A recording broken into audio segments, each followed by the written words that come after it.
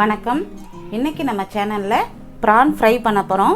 எப்படி பண்ணுறதுன்னு பார்க்கலாம் வாங்க வீடியோக்கு.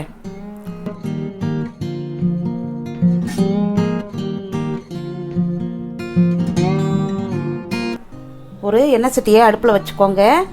ஒரு குழிக்கரண்டி எண்ணெய் ஊற்றிக்கோங்க.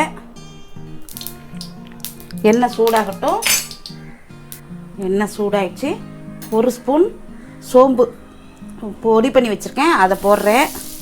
அது போட்டோடனே ஒரு 2 பச்சை மிளகாயும் கொஞ்சம் கருவேப்பிலையும் அதில் போடுறேன்.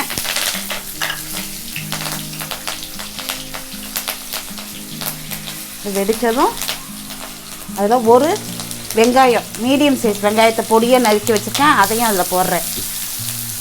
போட்டு இது நல்லா வதக்கிக்கலாம். வெங்காயம் நல்லா வதங்கட்டும். இந்த பச்சை மிளகாய் வந்து ஃப்ளேவருக்காக தான் போட்டிருக்கேன். வெங்காயம் நல்லா வதங்கட்டும், அப்போ தான் வாசனை நல்லா இருக்கும் அது பண்ணும்போது.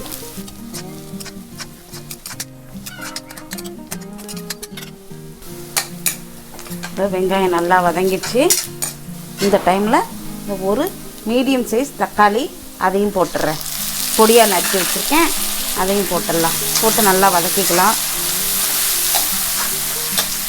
இந்த ப்ரான் ஃப்ரைக்கு ஒரு சிலர் இஞ்சி பூண்டு போடுவாங்க, போட்டால் நல்லது தான். ஆனால் எங்கள் வீட்டுக்கு வாசனை பிடிக்காதுங்கிறதுக்காக நான் போடலை.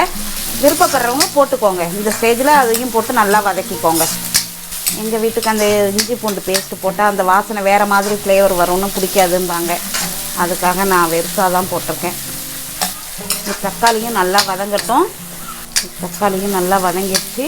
இதில் க்ளீன் பண்ண இறா 1/2 கிலோ வச்சுருக்கேன், அதையும் அதில் போட்டு செய்யலாம். இதுக்கு முன்னாடி நிறைய வீடியோ என்னோடய சேனலில் போட்டிருக்கேன், நீங்கள் டெஸ்கிரிப்ஷனில் பாருங்கள். இது நல்லா வதங்கினோன்னா நிறைய தண்ணி விடும். நம்ம தண்ணி தெளிக்க தேவையில்லை. இந்த இறால் நல்லா சூடு கண்டோன்னே சுருட்டிட்டு வர ஆரம்பிச்சிட்டு பாருங்கள், உருண்டை உருண்டையாக. நான் ஆல்ரெடி மஞ்சத்தூள்லாம் போட்டு தான் க்ளீன் பண்ணி கொண்டு வந்திருக்கேன் இறாலை. இருந்தாலும் இப்போ கொஞ்சமாக மஞ்சத்தூள் போடுறேன். இந்த டிஷ்ஷுக்காக ஒரு 1/4 ஸ்பூன் மஞ்சத்தூள் போட்டிருக்கேன். போட்டு நல்லா வதக்கிக்கலாம். 1/2 டீஸ்பூன் மிளகாத்தூள், குழம்பு மிளகாத்தூள் போட்டுக்கிறேன். ஏன்னா லாஸ்ட்டில் கொஞ்சோண்டு பெப்பர் பொடியும் போடுவேன், அதனால் ஒரு 1/2 டீஸ்பூன் தான் போட்டிருக்கேன். இதையும் போட்டுட்டு இந்த டிஷ்ஷுக்கு தேவையான அளவு உப்பு போட்டுக்கோங்க. உப்பையும் போட்டு நல்லா கலக்கி விடுங்க.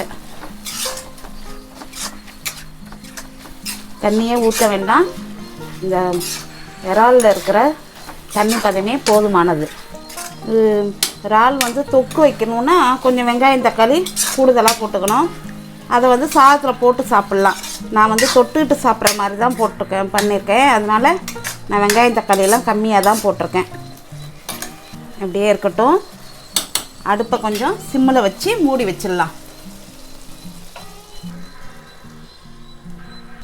இப்போ திறந்து பார்க்கலாம்.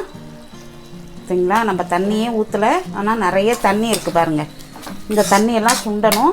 கொஞ்சம் அடுப்பை ஃபுல்லில் வச்சுக்கோங்க. பக்கத்துலேயே நெல்லுங்க, அடுப்பு பக்கத்துலேயே.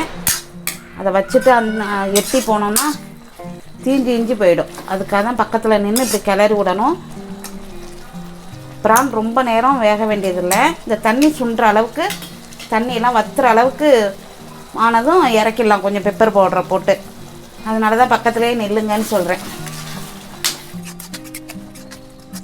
கொஞ்சம் அடுப்பை ஃபுல்லில் தான் வச்சுருக்கேன், அதனால் மூடி வச்சுட்டு பக்கத்தில் நிற்கிறேன். திறந்து பார்க்கலாம்.